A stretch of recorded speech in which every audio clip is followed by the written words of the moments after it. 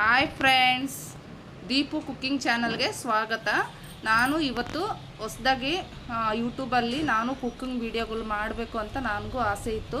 ನಾನು ಅದು ಇವತ್ತೇ ಸ್ಟಾರ್ಟ್ ಮಾಡೋಣ ಅಂತ ಇವತ್ತು ಸ್ಟಾರ್ಟ್ ಮಾಡಿದ್ದೀನಿ. ಮಾಡೋಣ ಅಂತ ನೋಡಿ, ಇದು ಶುಕ್ರವಾರ. ಇವತ್ತು ಪೂಜೆ ಎಲ್ಲ ಮುಗಿಸ್ಬಿಟ್ಟು ಕಿಚನಲ್ಲಿ ನೋಡಿರಿ, ನಾನು ದೇವ್ರ ಫೋಟೋ ಇಟ್ಟಿದ್ದೀನಿ. ಮತ್ತು ನಮ್ಮ ಸ್ಟವ್ಗಿನೂ ನಾನು ಎಲ್ಲದಕ್ಕೂ ಪೂಜೆ ಮಾಡ್ತಾಯಿರ್ತೀನಿ. ನನಗೆ ಪೂಜೆ ಮಾಡೋದಂದರೆ ತುಂಬ ಇಷ್ಟ.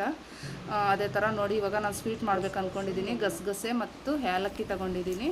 ಒಂದು 50 ಗ್ರಾಮು ಗಸಗಸೆ, ಒಂದು 10-12 ಏಲಕ್ಕಿ ತೊಗೊಂಡಿದ್ದೀನಿ. ಅದೇ ಥರ ಒಂದು ಮೀಡಿಯಮ್ ಸೈಜ್ ತೆಂಗಿನಕಾಯಿಯನ್ನು ಹೊಡೆದ್ಬಿಟ್ಟು ಮತ್ತು ನೀಟಾಗಿ ಎಲ್ಲ ಕಟ್ ಮಾಡ್ಕೊಂಡಿದ್ದೀನಿ. ಕಟ್ ಮಾಡಿಕೊಂಡು ನೀರಲ್ಲಿ ಹಾಕಿ ತೊಳೆದ್ಬಿಟ್ಟು ಅದೆಲ್ಲ ಒಂದು ಪ್ಲೇಟ್ಗೆ ಹಾಕ್ಕೊಂಡು ಮತ್ತು ಇದು ಒಂದು ಅರ್ಧ kg ಬೆಲ್ಲ, ಅದನ್ನು ಸ್ವಲ್ಪ ಪುಡಿ ಮಾಡಿ ಇಟ್ಟಿದ್ದೀನಿ.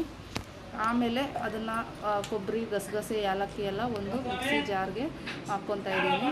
ಮಿಕ್ಸಿ ಜಾರಲ್ಲಿ ಹಾಕ್ಕೊಂಡು ಸ್ವಲ್ಪ ನೀರು ಹಾಕಬೇಕು. ನೀರು ಹಾಕ್ಬಿಟ್ಟು ಅದನ್ನು ಮತ್ತು ಈ ಬೆಲ್ಲ ಇದೆಯಲ್ಲ ಅದು ಕೂಡ ಒಂದು ಪಾತ್ರೆಗೆ ಹಾಕ್ಬಿಟ್ಟು ಅದರಲ್ಲಿ ಸ್ವಲ್ಪ ನೀರು ಹಾಕಬೇಕು. ಒಂದು ಗ್ಲಾಸ್ ನೀರು ಹಾಕ್ಬಿಟ್ಟು ಅದನ್ನು ಸ್ಟವ್ ಮೇಲೆ ಇಟ್ಬಿಟ್ಟು ಕುದಿಯೋಕ್ಕೆ ಬಿಡಬೇಕು.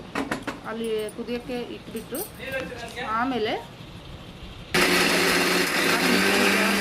ಅದನ್ನು ನಾನು ರುಬ್ಕೊತಾ ಇದ್ದೀನಿ. ಸ್ವಲ್ಪ ನೀರು ಹಾಕ್ಕೊಂಡು ರುಬ್ಕೋಬೇಕು. ಅವಾಗೆ ನೋಡಿ ನೀಟಾಗಿ ನುಣ್ಣಗಾಗುತ್ತೆ. ಆಮೇಲೆ ಅದನ್ನು ಒಂದು ಪಾತ್ರೆಗೆ ಹಾಕ್ಕೊಂಡು ಎಲ್ಲ ಜಾರಲ್ಲಿರೋದೆಲ್ಲ ನೀಟಾಗಿ ಪಾತ್ರೆಗೆ ಬಗ್ಸ್ಕೊಂಡು ಮತ್ತು ಈ ಪಾಕ ನೋಡಿ ಅಷ್ಟೊತ್ತಿಗೆ ಕುದ್ಬಿಟ್ಟು ಎಲ್ಲ ಕರಗಿಬಿಟ್ಟಿದೆ ಬೆಲ್ಲ ಎಲ್ಲ. ಅದನ್ನು ನಾವು ತೊಗೊಂಡು ಸೋದಿಸ್ಕೋಬೇಕು. ಆವಾಗ ಅದರಲ್ಲಿರೋದು ಎಲ್ಲ ಕಡ್ಡಿ ಅದು ಇದು ಇರುತ್ತೆ ಸ್ವಲ್ಪ. ಅದಕ್ಕೇ ಬೆಲ್ಲ ನೀಟ್ ಮಾಡ್ಕೋಬೇಕಂತಲೇ ನಾನು ಪಾತ್ರೆಗೆ ಹಾಕಿ ಬೆಲ್ಲ ಕರಗಿಸಿದ್ದು. ನೋಡಿ ಫ್ರೆಂಡ್ಸ್, ಇಷ್ಟೇ. ಇದೆಲ್ಲ ಪಾಕ ಮಾಡೋದಕ್ಕೆ ಇಷ್ಟು ಪಾತ್ರೆಯಲ್ಲಿ ಹಾಕ್ಕೊಂಡು ಸ್ಟವ್ ಅಂಟಿಸ್ಬೇಕು. ಸ್ಟವ್ ಮೇಲೆ ಇಟ್ಬಿಟ್ಟು ಆಮೇಲೆ ಇದನ್ನು ಒಂದು ಚೌಟ್ ತಗೊಂಡು ನೀಟಾಗಿ ಮಿಕ್ಸ್ ಮಾಡ್ಕೋಬೇಕು. ಎಲ್ಲನೂ ಸ್ವಲ್ಪ ಮಿಕ್ಸ್ ಆಗೋವರೆಗೂ ಸ್ವಲ್ಪ ಮಿಕ್ಸ್ ಮಾಡ್ತಾ ಇರಬೇಕಂದ್ರೆ. ಮಿಕ್ಸ್ ಮಾಡಿದ್ಮೇಲೆ ನಾವು ಇನ್ನು ಅದನ್ನು ಕುದಿಯೋಕ್ಕೆ ನೋಡಿ ಚೆನ್ನಾಗಿ ಸ್ಮೆಲ್ ಬರ್ತಾಯಿದೆ. ಕುದಿದ್ಮೇಲೆ ಇನ್ನೂ ಸ್ಮೆಲ್ ಚೆನ್ನಾಗಿ ಬರುತ್ತೆ. ಇವಾಗ ಅದನ್ನು ಇಟ್ಬಿಟ್ಟು ಆಮೇಲೆ ನಾವು ಹಿಟ್ಟು ಕಲಿಸ್ಕೋಬೇಕು. ಪೂರಿ ಮಾಡ್ಕೋಬೇಕು. ಹಾಲು ಒಬ್ಬಟ್ಟು ಅಂದ್ರೇ ಪೂರಿಗೆ ನಾವು ಸ್ವಲ್ಪ, ನಾನು ಬರೀ ಗೋಧಿ ಹಿಟ್ಟು ಹಾಕ್ತಾಯಿಲ್ಲ, ಗೋಧಿ ಹಿಟ್ಟು ಸ್ವಲ್ಪ ಹಾಕಿದ್ದೀನಿ ಮತ್ತು ಮೈದಾ ಹಿಟ್ಟು ಸ್ವಲ್ಪ, ಎರಡೂ ಕಲಸಿ ಮಿಕ್ಸ್ ಮಾಡ್ಕೊತೀನಿ. ನಾನು ಯಾವಾಗಲೂ ಅಷ್ಟೇ, ನಾರ್ಮಲ್ ಪೂರಿ ಕೂಡ ಹಂಗೆ ಮಾಡ್ತೀನಿ.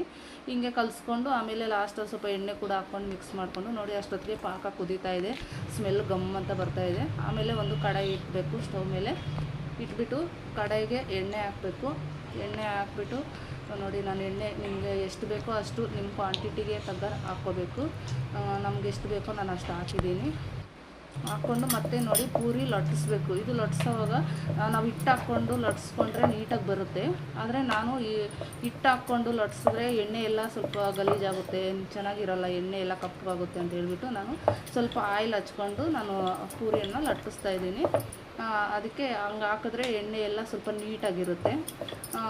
ಅದಕ್ಕೋಸ್ಕರ ನಾನು ಹಿಟ್ಟು ಮಿಕ್ಸ್ ಮಾಡಿಕೊಂಡು ಪೂರಿ ಲಟ್ಟಿಸ್ತಾ ಇಲ್ಲ. ಹೀಗೆ ಎಲ್ಲ ಲಟ್ಟಿಸ್ಕೊಂಡು ನಮ್ಗೆ ಎಷ್ಟು ಬೇಕೋ ಅಷ್ಟು ಮಾಡಿಕೊಂಡು ಆಮೇಲೆ ನೋಡಿ ಎಣ್ಣೆ ಬಿಸಿ ಆಯಿತು. ನೋಡಿ ನಾನು ಇಷ್ಟು ಮಾತ್ರ ಮಾಡ್ಕೊಂಡಿದ್ದೀನಿ ಇವಾಗ ಸದ್ಯಕ್ಕೆ. ಎಣ್ಣೆ ಬಿಸಿ ಆದಮೇಲೆ ಇದು ಪೂರಿ ಹಾಕ್ಬಿಟ್ಟು ಎಣ್ಣೆಯಲ್ಲಿ ಪೂರಿ, ನಾರ್ಮಲ್ ಪೂರಿ, ನಾವು ಮನೆಗೆ ಪೂರಿ ಸಾಗು ಯಾವ ಥರ ಮಾಡ್ತೀವೋ ಅದೇ ಥರ ಪೂರಿ. ಅದರಲ್ಲಿ ಸಾಲ್ಟ್ ಇರುತ್ತೆ, ಇದರಲ್ಲಿ ಸಾಲ್ಟ್ ಇರಲ್ಲ ಅಷ್ಟೇ. ಅದೇ ಥರ ಪೂರಿ ಮಾಡಿಕೊಂಡು ನೋಡಿ ನೀಟಾಗಿ ಬರ್ತಾಯಿದೆ. ಇದನ್ನು ಸ್ವಲ್ಪ ಕಲರ್ ಚೇಂಜ್ ಆಗೋವರೆಗೂ ಹಂಗೆ ಮಾಡಿಬಿಟ್ಟು ಮಿಕ್ಸ್ ಮಾಡಿಕೊಂಡು ಸ್ವಲ್ಪ ಆ ಕಡೆ ಈ ಕಡೆ ಉಲ್ಟಾ ಮಾಡಿಕೊಂಡು ಮತ್ತು ನೋಡಿ ಚೆನ್ನಾಗಿ ಬಂದಿದೆ ಅಲ್ಲ. ಇದೇ ಥರನೇ ನಾನು ಬೇರೆ ಮಾಮೂಲಿ ಪೂರಿ ಕೂಡ ಇದೇ ಥರ ಮಾಡ್ತೀನಿ, ಚೆನ್ನಾಗಿ ಬರುತ್ತೆ. ಆವಾಗ ಇದನ್ನು ನೋಡಿ ತಗೊಂಡು ಚೆನ್ನಾಗಿ ಬರ್ತಾಯಿದೆ. ಇದೇ ಥರ ಮಾಡಿಕೊಂಡು ಪ್ಲೇಟಿಗೆ ಹಾಕ್ಕೋಬೇಕು. ಆದರೆ ಇದು ಚೆನ್ನಾಗಿರುತ್ತೆ, ಒಂದ್ಸಲ ಟ್ರೈ ಮಾಡಿ ಫ್ರೆಂಡ್ಸ್. ನೋಡಿ ಪ್ಲೇಟ್ಗೆ ಹಾಕ್ಕೊಂಡು ಎಲ್ಲನೂ ಪಾಕನೂ ಕುದೀತಾ ಇದೆ ನೋಡಿ.